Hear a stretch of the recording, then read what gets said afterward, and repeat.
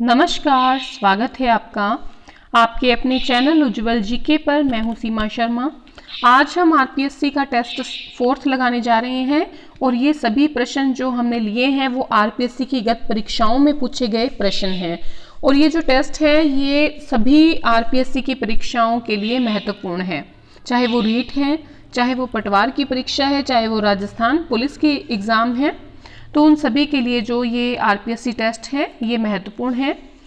3 test हम करवा चुके हैं। अगर आप वो देखना चाहते हैं तो प्लीज़ उज्ज्वल जी के चैनल की प्लेलिस्ट में चले जाएं और वहां पर आप आरपीएससी टेस्ट देख सकते हैं। अगर आपने अभी तक हमारे चैनल को सब्सक्राइब नहीं किया, प्लीज़ चैनल को सब्सक्राइब कर लें, पास के बेल आइकन को जरूर प्रेस कर दें ताकि नई नोटिफिकेशन आपको समय रहते मिलती रहे। और अगर आपको वीडियो ज़रा से भी पसंद आती है प्लीज़ अपने मित्रों में शेयर ज़रूर कर दें। जल्दी से अब शुरू करते हैं हमारा टेस्ट। पहला प्रश्न है, डामोर जनजाति की पंचायत का मुखिया क्या कहलाता है? तो इसके 4 ऑप्शन दिए गए हैं। डामोर जनजाति की जो पंचायत है उसका मुखिया क्या कहलाता है? मुखी कहलाता है, पटेल कहलाता है, पंच कहलाता है या कोतवाल कहलाता है? तो डामोर जनजाति की जो पंचायत का जो मुखिया है वो मुखी कहलाता है। अगला प्रश्न है, भारत की मोनालिसा कहा जाने वाला चित्र बनी ठनी का संबंध किस चित्रकला शैली से है? तो आपको बताना है कि जो भारत की मोनालिसा कहा जाने वाला चित्र बनी ठनी है उसका संबंध देवगढ़ शैली से है, देवगढ़ से है, अलवर से है, किशनगढ़ से है या अजमेर शैली से है? तो इसका सही उत्तर होगा किशनगढ़ चित्र शैली से। ठीक है, देखिए जो भारत की मोनालिसा कहलाई जाती है बनी ठनी, इसका निर्माण किसने किया था? तो निहाल चंद ने इसका निर्माण किया था, याद रखिएगा।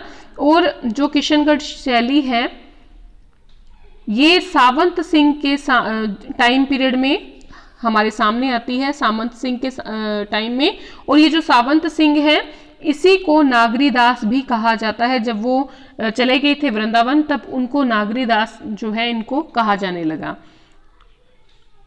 अगला प्रश्न है, किस देवता की फड़ सबसे प्राचीन और लंबी है? किस देवता की फड़ सबसे प्राचीन एवं लंबी मानी जाती है? तल्लीनाथ जी की, हड़बू जी की, फत्ता जी की या देवनारायण जी की?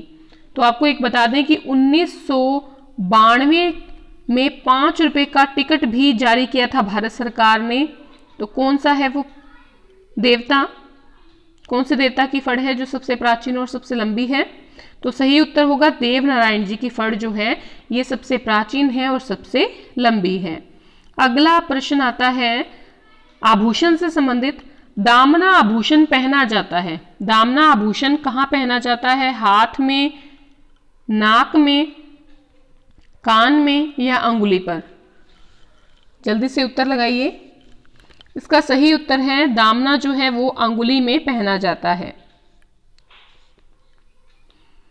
अगला प्रश्न है, भील जनजाति के घर क्या कहलाते हैं?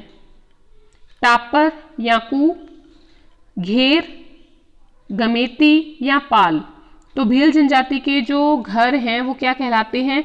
टापर या कू कहलाते हैं। देखिए जो घेर होते हैं वो किन के घर होते हैं? ये गरासियों के घर माने जाते हैं। गरासियों के घरों को क्या कहा जाता है? घेर कहा जाता है। और भील जनजाति के घर टापर या कू कहलाते हैं। छठा प्रश्न हमारे सामने आता है, शेखावाटी क्षेत्र के भित्ति चित्रण में किस रंग की प्रधानता है? शेखावाटी का जो क्षेत्र है वहां पे जो भित्ति चित्रण किया जाता है तो इसमें कौन से रंग की प्रधानता है? नीले रंग की, गुलाबी रंग की, कत्थई रंग की या उपयुक्त सभी? तो इसका सही उत्तर होगा उपयुक्त सभी। इन तीनों रंगों का प्रयोग जो है वो शेखावाटी क्षेत्र में भित्ति चित्रण में किया जाता है। अगला प्रश्न हमारे सामने है, तल्लीनाथ जी का मंदिर कहां पर स्थित है? पांचोटा गांव जालोर में, कोलूमंड गांव जोधपुर में, नगला जहाज भरतपुर अथवा बड़ौदा गांव सीकर? देखिए जो तल्लीनाथ जी थे इनको क्या कहा जाता था? इनको प्रकृति प्रेमी जो है देवता कहा जाता है, लोक देवता। ठीक है, और तल्लीनाथ जी के अगर हम वास्तविक नाम की बात करें तो इनका नाम था गांगदेव राठौड़। ठीक है, तो तल्लीनाथ जी का मंदिर जो है वो कहां पर है, वो है पांचोटा गांव जालोर में। अगला प्रश्न है, रुख भायला का क्या अर्थ है। रुख भायला, ये देखिए सभी प्रश्न जो हैं आरपीएससी के द्वारा पूछे गए हैं, तो सभी जो हैं आपके लिए इंपॉर्टेंट है। अंत तक बने रहिएगा, कमेंट बॉक्स में बताइएगा कितने प्रश्नों का उत्तर आपका सही हुआ।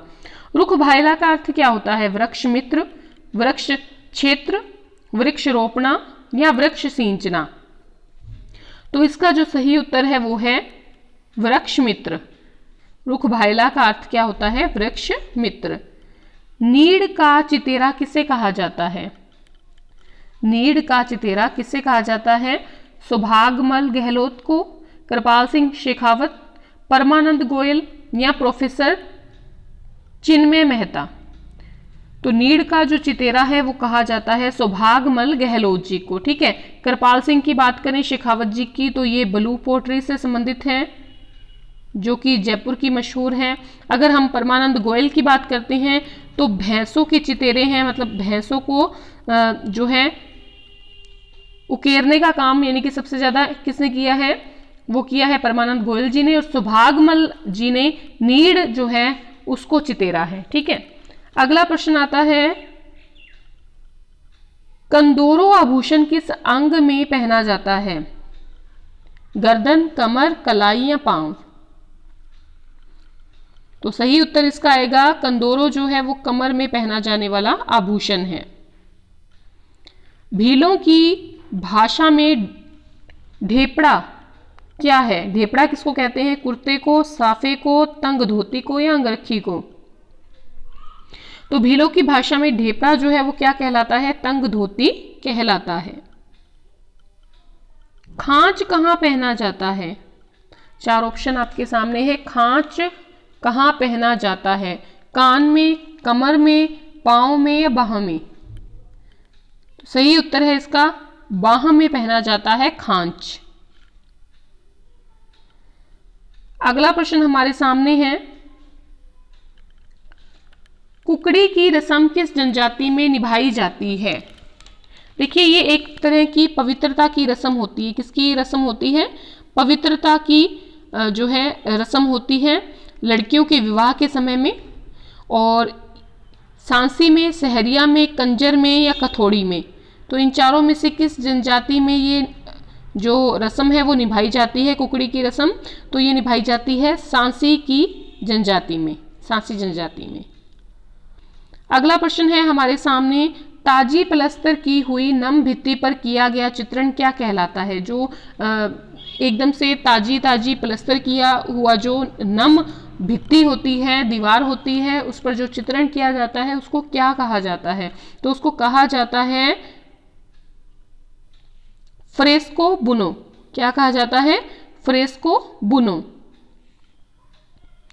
बाबूजी की घोड़ी है कौन सी है, केसर कालमी, सुरसुरी, सिंगारी, शिणगारी। ठीक है, शिणगारी या लीलण। तो बाबूजी की घोड़ी कौन सी होती है, केसर कालमी होती है। भीलों का वह नृत्य जो खेल नृत्य कहलाता है। देखिए ये जो नृत्य है ये मीणाओं में भी खेला जाता है, ये आपको बता दिया है कि मीणा में भी ये खेल नृत्य होता है। तो देखिए कौन सा नृत्य है, इसका सही उत्तर है नेजा नृत्य जो होता है ये भील और मीणा का क्या होता है, खेल नृत्य होता है। जैसे एक नारियल बांध दिया जाता है और यहाँ औरतें खड़ी हो जाती हैं और पुरुषों को इस नारियल को तोड़कर लाना होता है, और महिलाएं जो हैं कोशिश करती हैं कि ये नारियल न लेकर जाएं और इन्हें पुरुषों को मारा जाता है उन औरतों के द्वारा। तो ये एक तरह का खेल नृत्य होता है, नेजा नृत्य। अगला प्रश्न है, केहर, कल्याण, शेषनाग के अवतार नामों से कौन से लोक देवता जाने जाते हैं। तो देखिए कौन से लोक देवता हैं, केहर, कल्याण, शेषनाग का अवतार जो कहा जाता है वीर कल्ला जी को कहा जाता है। इसके साथ ही 4 हाथों के लोक देवता भी ये कहलाते हैं। ठीक है, तो ये भी याद रखिएगा, 4 हाथों के लोक देवता केहर, कल्याण, शेषनाग के अवतार कहलाते हैं वीर कल्ला जी। मेख क्या है? अंगुली का आभूषण, स्त्री और पुरुष के दांत में जड़ी सोने की चूंप, यानी कि सोने का जो आभूषण होता है दांतों में पहनने वाला चूंप, या पांवों का आभूषण, या आभूषण में लटकाए जाने वाली छोटी लड़ या लड़ी। तो मेख जो है वो किसे कहा जाता है? स्त्री पुरुष के दांत में जड़ी जो सोने की चूंप होती है उसे कहा जाता है मेख। तिमणियों आभूषण है नाक का, कंठ या गले का, दांत का या हाथ का। तो तिमनियां जो है वो कहां पहनी जाती है? कंठ या गले में। अगला प्रश्न है, भील समाज की स्त्री पुरुष शरीर पर जो चित्रांकन करवाते हैं उसे क्या कहते हैं? भील समाज के जो स्त्री पुरुष शरीर पर चित्रांकन करवाते हैं उसे क्या कहते हैं? नोत्रा, गोदना, अटक या दाम। तो ये कहलाता है गोदना।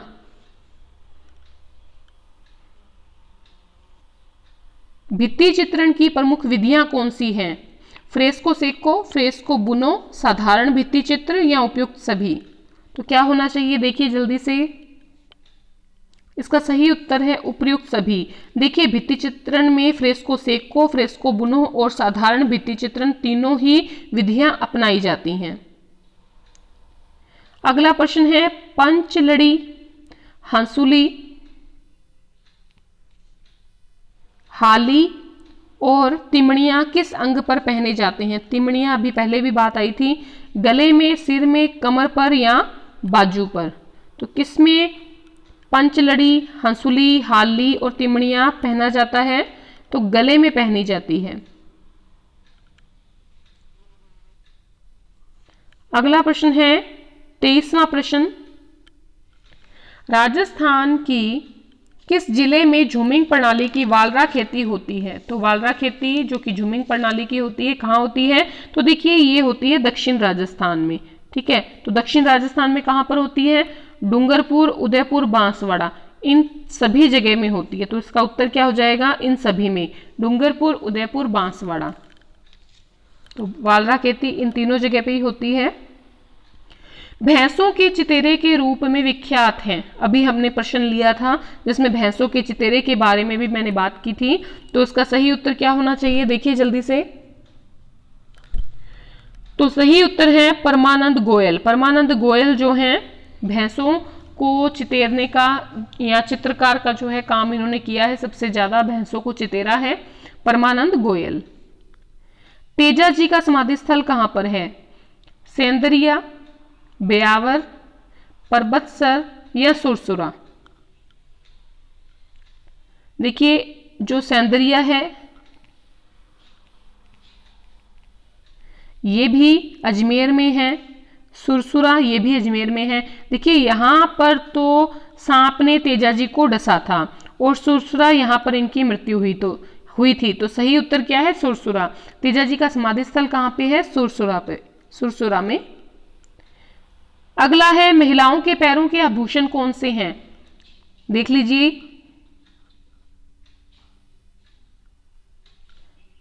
अड़कनी आएगा ये। ठीक है, अड़कनी। जल्दी से देखिए, तो सही उत्तर है लंगर, छड़, नेवरी, बिछुड़ी। ये जो है पैरों के आभूषण है महिलाओं के। वह कौन सा जिला है जहां जनजातियों का सबसे कम प्रतिशत पाया जाता है? जनजातियों का सबसे कम प्रतिशत कहां पाया जाता है? सारी जनजातियों की बात हो रही है, तो सबसे कम जो प्रतिशत की बात हो रही है, तो प्रतिशत सबसे कम नागौर का है। अगर जनसंख्या पूछी जाती तो जनसंख्या जो सबसे कम है वो जनजातियों की बीकानेर में है। अगर हम बात करें सर्वाधिक जनजाति कहां पर है, तो बांसवाड़ा में है। ठीक है, और सर्वाधिक अगर देखिए सर्वाधिक जनसंख्या, सर्वाधिक जो जनजाति की जनसंख्या का प्रतिशत है वो कहाँ है, बांसवाड़ा में। और सर्वाधिक जनसंख्या जो है जनजातियों की वो कहाँ पर है, उदयपुर में। ठीक है, प्रतिशत सबसे ज्यादा जनजाति का बांसवाड़ा में है, जनसंख्या सबसे ज्यादा उदयपुर में है, सबसे कम जनजातियों की जनसंख्या वाला जिला बीकानेर है, और सबसे कम प्रतिशत जनजाति जो है वो नागौर में है। तो वह कौन सा जिला है जहां जनजातियों का सबसे कम प्रतिशत है, नागौर में। भारतीय पारंपरिक कला के युग पुरुष व ब्लू पाटरी के पर्याय के रूप में विख्यात व्यक्तित्व कौन है। ब्लू पाटरी से संबंधित कौन है, कृपाल सिंह शेखावत, जो कि सीकर जिले के हैं। तो इन्होंने सबसे ज्यादा जो है इस कला को अंतर्राष्ट्रीय क्षेत्र में पहचान दिलाई है। ब्लू पाटरी जो है वो जयपुर की प्रसिद्ध है, चीनी मिट्टी के बर्तनों पर की जाती है। ठीक है, कृपाल सिंह शेखावत कहाँ के, सीकर जिले के। अगला प्रश्न है, पुरुषों द्वारा पहने जाने वाला आभूषण कौन सा है, बोरला, बंगड़ी, टड्डा, मुर्कियां। तो पुरुष जो पहनते हैं इन चारों में से वो है मुर्कियां, कान में पहनी जाती है। तीसरा प्रश्न है, प्रसिद्ध आदिवासी जो मेला है बेणेश्वर मेला, वो किस जिले में आयोजित होता है, बांसवाड़ा, डूंगरपुर, प्रतापगढ़ या बारां। देखिए, एक जगह है बेणेश्वर मेला जो आयोजित होता है वो कहाँ होता है, वो होता है आपके डूंगरपुर में। यहाँ पर एक जगह है जिसका नाम है नवा टापरा। तो नवा टापरा जगह में बेणेश्वर धाम जो है उसका मेला लगता है, और यहाँ पर किसकी पूजा होती है, यहाँ पर खंडित शिवलिंग की पूजा की जाती है। चलिए अगला प्रश्न देखते हैं, पैरों में पहने जाने वाला आभूषण कौन सा है, जल्दी से ऑप्शन देखिए। सही उत्तर है इसका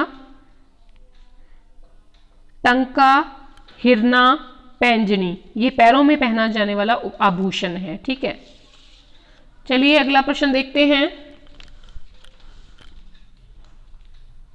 32वां प्रश्न, जमुना दास, छोटे लाल, बक्साराम व नंदलाल चित्रकला की किस शैली से संबंध रखते हैं। देखिए, चित्रकला की एक शैली है अलवर। तो अलवर से संबंधित हैं जमुना दास, छोटे लाल, बक्साराम और नंदलाल। और ये जो अलवर शैली है इसमें कौन से चित्र फेमस हैं, एक तो योगासन का चित्र फेमस है। ठीक है, इसके साथ ही हाथी दांत का जो चित्र है, हाथी दांत पर चित्र है वो फेमस है।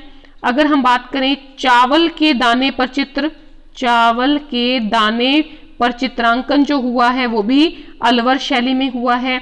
और इसके साथ ही मुगल शासक जो मुगल शासक हैं उनके जो चित्र हैं वो भी किस में बने हैं, वो भी अलवर चित्र शैली में बने हैं। अगला प्रश्न है 33वां प्रश्न, कोटा की शान, कोटा डोरिया उद्योग हेतु सर्वप्रथम मैसूर से मसूरिया बनाने वाले प्रवीण कारीगरों को किसने बसाया था। महाराव बुद्ध सिंह ने, महाराव राम सिंह ने, महाराव उमेद सिंह ने या कोटा के शासक महाराजा छत्रसाल ने।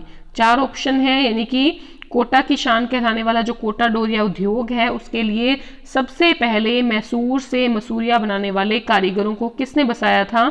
तो इसका उत्तर आता है कोटा के शासक महाराजा छत्रसाल ने। अगला प्रश्न है, उस्ता कला के प्रसिद्ध कलाकार कौन है। देखिए 4 ऑप्शन है आपके सामने। ऊंट पर की जाती है उस्ता कला, बीकानेर की फेमस है।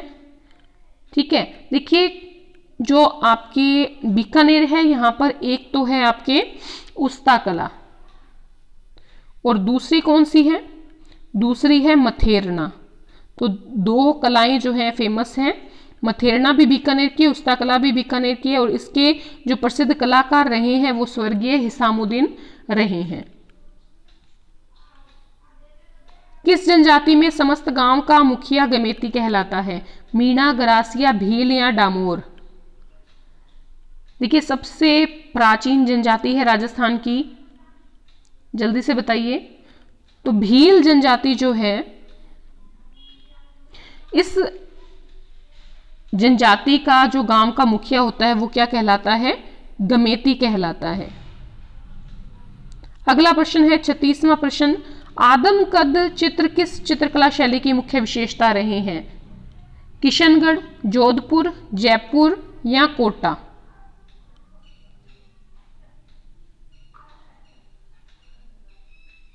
देखिए, सबसे पहली बात तो आदमकद चित्र जो है वो सबसे पहले किसका बनाया गया था? जो शासक थे ईश्वर सिंह, इनका बनाया गया था। और किसके समय में बनाया गया था? तो प्रताप सिंह के समय में बनाया गया था। प्रताप सिंह के समय में सबसे पहला चित्र, आदमकद चित्र, ईश्वर सिंह का बनाया गया था। और ये कहाँ का जो है चित्र शैली, किसकी विशेषता है? तो ये जयपुर घराने की, यानी कि जयपुर चित्रकला शैली की मुख्य विशेषता है।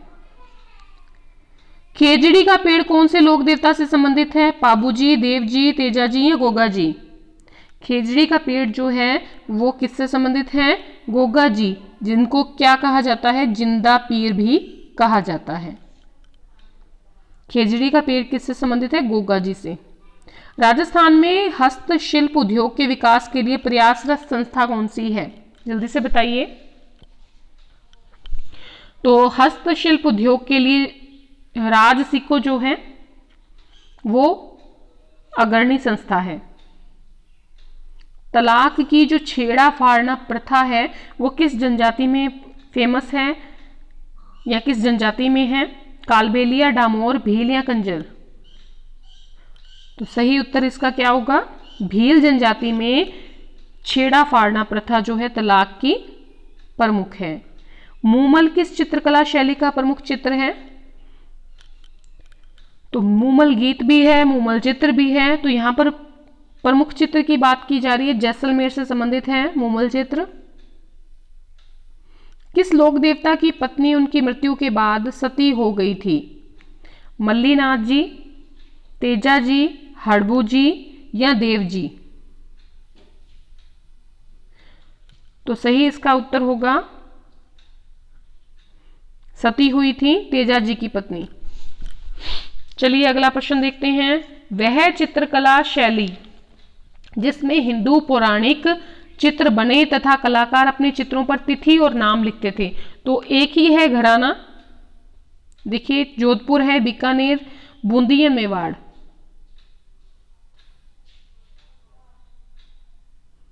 तो इसका सही उत्तर है बीकानेर। तो बीकानेर के साथ ही आप शेखावटी का नाम भी लिख सकते हैं। शेखावाटी जो है, यहाँ के चित्रकार भी अपनी जो नाम है और तिथि है वो अंकित करते थे जब वो कलाकार चित्र बनाते थे। किस जनजाति में कुल देवता टोटम को पवित्र माना जाता है? कंजर, सांसी, कालबेलिया या भील? तो टोटम देवता को पवित्र माना जाता है भीलों में। 44वां प्रश्न है, राजस्थान के किस लोक देवता को रेबाड़ी जाति के लोग पूजते हैं? ऊंटों की जो है पालने वाली जाति है, ऊंट पालक जाति है, जो है सिरोही जो है वो इनका मूल स्थान है। ठीक है, रेबाड़ी जाति का। पाबूजी हैं, हड़बूजी हैं, देवजी हैं या भूरिया बाबा हैं? तो पाबूजी जो है ऊंट पालक देवता है। ठीक है, चलिए अगला देखते हैं प्रश्न। कृपाल सिंह शेखावत किस कला के सिद्ध हस्त कलाकार हैं? उस्ता कला, ब्लू पाटरी, मीनाकारी या थेवा कला? शेखावत जी जो हैं वो किस जिले से संबंधित हैं? कृपाल सिंह शेखावत सीकर जिले से संबंधित हैं। और ये ब्लू पाटरी जो है इसके सिद्ध हस्त कलाकार हैं। अगर हम बात करें ब्लू पाटरी की तो ये जयपुर की प्रसिद्ध है। ठीक है, चीनी मिट्टी के बर्तनों पर की जाती है। ठीक है, अगर हम बात करें ब्लू पाटरी की तो राम सिंह सेकंड का काल जो था वो स्वर्ण काल था ब्लू पाटरी का। ठीक है, जयपुर के थे राम सिंह सेकंड। किस जनजाति की अन्न भंडार कोठियां सोहरी कहलाती हैं? सोहरी किस जनजाति की अन्न भंडार की कोठियां कहलाती हैं? तो ग्रासिया जनजाति की जो अन्न भंडार की कोठियां हैं वो क्या कहलाती हैं? सोहरी कहलाती हैं। अगला प्रश्न है 47वां, राजस्थान के लोक देवताओं के संबंध में सही नहीं है। ठीक है, 3 सही है, 1 गलत है। गलत बताना है आपने।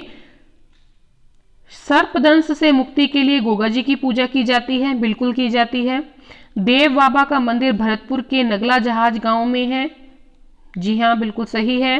पाबूजी राठौड़ को ऊंटों का देवता माना जाता है, ये भी सही है। भूरिया बाबा चारणों के प्रमुख देवता है, तो ये गलत है, क्योंकि चारणों की प्रमुख जो कुल देवी है वो बीकानेर की हैं, ठीक है, तो ये आपके गलत हो जाएगा।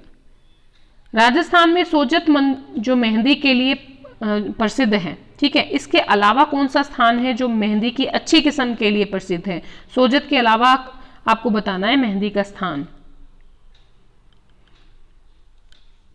तो इसका सही उत्तर है गिलुंड राजसमंद जो है वो सेकंड नंबर पे आता है, पहले नंबर पे सोजत आ जाता है मेहंदी में। और ये गिलुंड जो है एक सभ्यता भी है। जैतारण में यहां पर गिरी सुमेल का युद्ध हुआ था, याद हो तो आपको, गिरी सुमेल का युद्ध। चलिए अगला प्रश्न देखते हैं। काली लाल छपाई के लिए प्रसिद्ध स्थान कौन सा है, या बेल बूटों की छपाई के लिए प्रसिद्ध स्थान कौन सा है? बगरू, घोसुंडा, बेगू या मथानिया? देखिए काली लाल छपाई के लिए बगरू जो जयपुर का है ये फेमस है, इसमें बेल बूटों की छपाई की जाती है। इसके अलावा बगरू के अलावा एक प्रिंट है सांगानेरी प्रिंट, ये भी जयपुर का प्रसिद्ध है, ठीक है। चलिए अगला प्रश्न देखते हैं, 50वां प्रश्न। जयपुर राज्य के कारखाने का नाम जहां कलाकार चित्र और लघु चित्र बनाते थे? जवाहर खाना, सूरत खाना, जेवर खाना, ताज खाना? काफी महत्वपूर्ण प्रश्न है। तो जयपुर राज्य के जो कारखाना था जहां पर बनाई जाती थी, चित्र बनाए जाते थे, उसे क्या कहा जाता था? उसे सूरत खाना कहा जाता था। देखिए अगर हम बात करें बूंदी की, तो बूंदी की चित्रशाला फेमस है जहाँ पर चित्र बनाए जाते थे। और अगर हम बात करें मेवाड़ की, तो चितेरों री ओवरी ये फेमस है। और सूरत खाना जयपुर का, तो तीनों याद रखिएगा। तो आज के लिए इतना ही, सभी प्रश्न हमने देख लिए हैं। अंत तक बने रहने के लिए बहुत बहुत धन्यवाद। वीडियो जरा से भी पसंद आई है प्लीज़ अपने मित्रों में जल्दी से शेयर कर दें। धन्यवाद, जल्दी मिलते हैं 5वें टेस्ट में।